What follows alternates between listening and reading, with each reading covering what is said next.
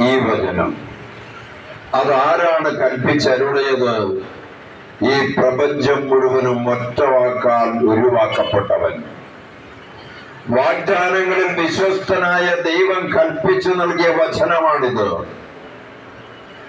ആകാശം കടന്നുപോകും, ഭൂമി ഇല്ലാതാവും, എന്നാലും കർത്താവ് അരുളി ചെയ്ത വചനത്തിനു മാറ്റമില്ല. അത് അപ്രകാരം സംഭവിക്കും.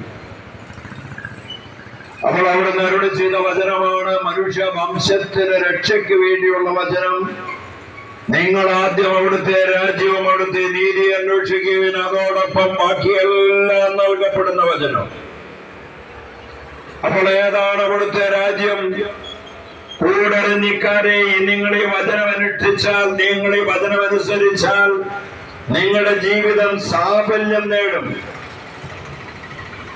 നിങ്ങൾ എന്താഗ്രഹിക്കുന്നോ അവിടേക്ക് ദൈവം നിങ്ങളെ നയിക്കും.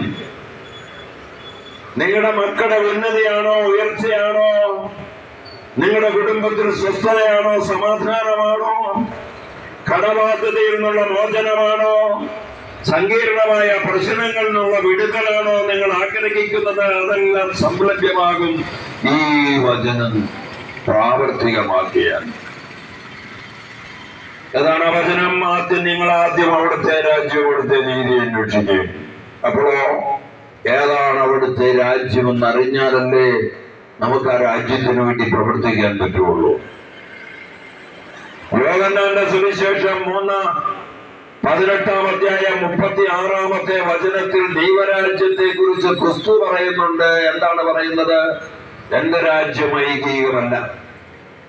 എന്റെ രാജ്യം ഐഹികമല്ല. ഈ ലോകത്തിൽ മറ്റുള്ളവരാലുള്ള പ്രശംസയ്ക്ക് വേണ്ടി തിരയുന്ന മനുഷ്യൻ, മറ്റുള്ളവരിൽ നല്ല വാക്ക് കേൾക്കാൻ കൊതിക്കുന്ന മനുഷ്യൻ, മറ്റുള്ളവരുടെ ബഹുമതിക്ക് വേണ്ടി കഷ്ടപ്പെടുന്ന മനുഷ്യൻ, കർത്താവ് പറയേ എന്റെ രാജ്യം ഐഹികമല്ല. ഈ ലോകത്തിന്റെ ബഹുമതി, സൽപ്പേര്, സൽകീർത്തി, സമ്പത്ത്, പ്രശംസ, പേര്, ഇതൊന്നും ദൈവരാജ്യത്തിന്റെ പരിധിയിൽപ്പെടത്തില്ല. പിന്നെ ഏതാണ് ദൈവരാജ്യം?